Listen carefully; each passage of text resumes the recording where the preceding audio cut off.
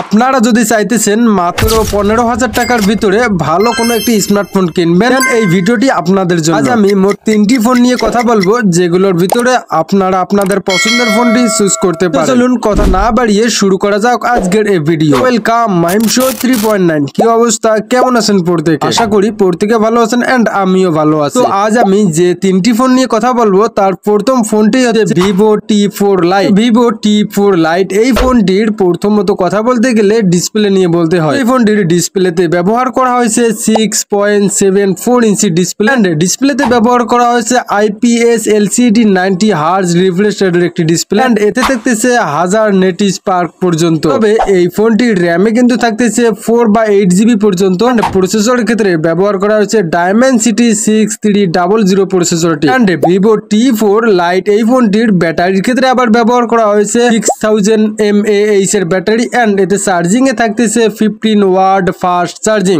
Vivo T4 Lite এই ফোনটির front ক্যামেরায় ব্যবহার করা হয়েছে 5 মেগাপিক্সেলের ক্যামেরা। এই ফোনটিতে রিয়ার ক্যামেরায় ব্যবহার করা হয়েছে 50 মেগাপিক্সেল ক্যামেরা। উভয় ক্যামেরা দিয়ে ভিডিও রেকর্ডিং করতে পারবেন 1080 30 fps। তো এবার আমি কথা বলতে চলছি দ্বিতীয় নম্বর ফোনটি নিয়ে। এই ফোনটির নাম থাকতেছে Realme C7 III। Realme C7 III এই ফোনটির আবার ডিসপ্লেতে ব্যবহার করা হয়েছে 6.67 ইঞ্চি ডিসপ্লে এন্ড এতে ব্যবহার করা হয়েছে IPS LCD 120 হার্জ রিফ্রেশ রেটের ডিসপ্লে। এর সাথে সাথে এতে থাকতেছে 625 নেট স্পার্ক এন্ড এতে থাকতেছে 264 ppi ডেনসিটি। এই ফোনটির প্ল্যাটফর্মের ক্ষেত্রে কথা বলতে গেলে বলতে হয় এতে ব্যবহার করা হয়েছে Android ভার্সন 50 এবং সেই সাথে সাথে Mediatek Dimensity 6300 6 ন্যানোমিটার প্রসেসর ব্যবহার করা হয়েছে এবং CPU হিসেবে ব্যবহার করা হয়েছে Octa Core 2.4 GHz। আবার মেমোরির ক্ষেত্রে ব্যবহার করা হয়েছে এই ফোনটিতে 64 জিবি এবং 128 জিবি পর্যন্ত। এই সাথে সাথে এটাতে ব্যবহার করা হয়েছে only 4 GB RAM. Realme C7 III এই ফোনটির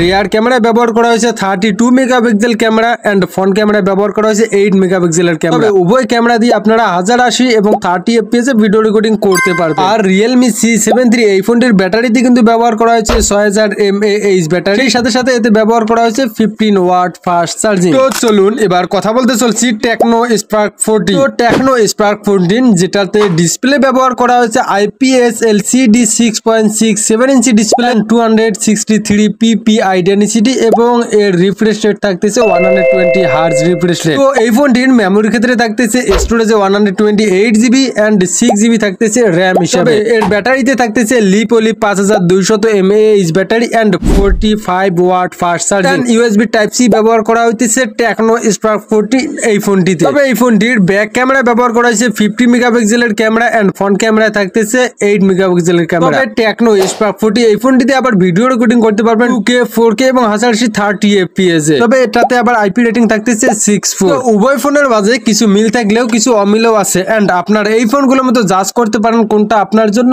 বেস্ট হতে পারে। আর ভালো কথা এই ফোনগুলোর বাজেট অলমোস্ট 15,000 টাকার মতো। এন্ড প্রথম যেটার কথা বলছি ভিভো T4 সেটা 15,000 টাকা এন্ড দ্বিতীয় যেটা কথা বলছি সেটা মোটামুটি 14,000 টাকার মতো এন্ড Tecno Spark 40 এটা 15,000 টাকার ভিতরে। তো আপনারা চুজ করতে পারেন কোনটা আপনার জন্য বেটার হতে পারে। তো ঠিক আছে, আজকে এ পর্যন্ত, আবার দেখা হচ্ছে নেক্সট কোনো ভিডিওতে নতুন কোনো স্মার্টফোন নিয়ে। এ পর্যন্ত সকলে ভালো থাকবেন এন্ড সুস্থ থাকবেন। আর হ্যাঁ, যারা এই পর্যন্ত এসেছেন অবশ্যই সাবস্ক্রাইব করে রাখবেন। তো আজকের মতো খোদা হাফেজ।